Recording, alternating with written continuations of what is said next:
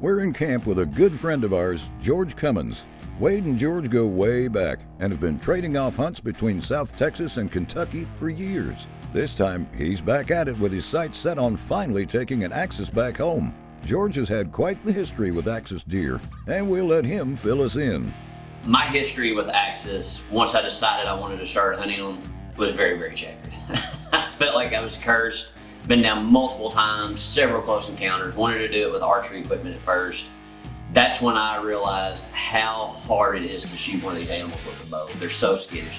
So my first trip to South Texas with the Airgun was in January. Hunted 3 or 4 days, several close encounters. I personally screwed one of those encounters up. The big axis I was going after come back out the very next day, but he had shed his antlers. So my hunt was basically over. Wanted to go back, try to redeem myself, and the best time to do that's in April. This trip we're hunting with the Umarex hammer, the 50 cal air rifle that they've made. I've been shooting it a lot, I gotten a lot more comfortable with it, and I'm gonna tell you right now, this gun is so much more accurate than I ever thought an air rifle could be. And it has some knockdown power, let me tell you.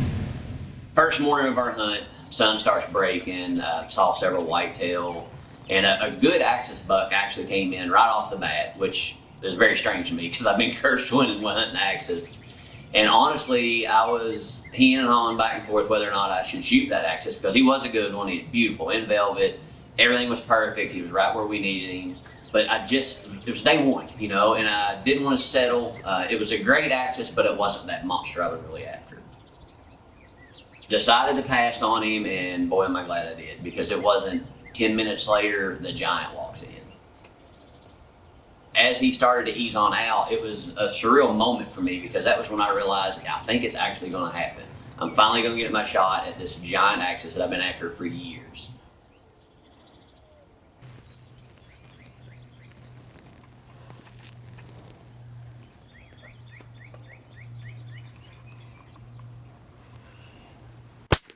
Drilled him, I heard it. Pretty sure I just smoked him. That was a big axis, which I've been after for at least 3 years, maybe 4 now. Full velvet, such beautiful animals. They're so smart too. They're hunted year round down here, and I mean, they're just real weary animals, almost like a turkey that's been call shy is what I tell everybody. I've been hunting them for 3 years with my bow. No luck with that, so I finally decided to bring out the Umarex hammer, and this thing hits so hard. I mean, you could hear the bullet hit him. I think we're good. I'm sure Wade will want us to wait an hour or 2 before we look, but oh my God, I'm jacked. I'm so jacked. Been after him, like I said, for a long time. This has been a long time coming. Fingers crossed, everything, you know, it hit where I was aiming. Stay tuned, we'll see. We'll go look for him here in a little bit. I knew Wade wanted to be with me on this recovery because he's been rooting for me as much as I've been rooting for myself. A couple hours later, we go back, pick up the blood. He only went, I don't know, 60, 70 yards. The Umarex absolutely did a number on him. He must have gone around that tree, and you know the best of all? Something at the end of that blood trail. Love it. Oh, yeah. I didn't think he'd come out of here. God, where'd he go? He couldn't have went, what, 60 yards, 70?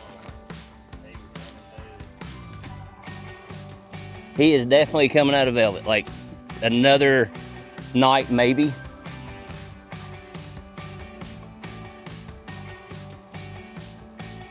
He's got those 2 little extra points they get sometimes, Wade, right there.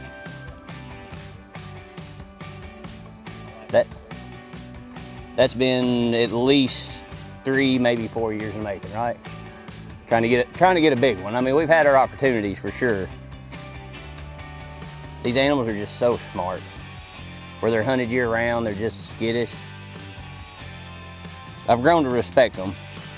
Started out as hatred, but now it's turned into respect.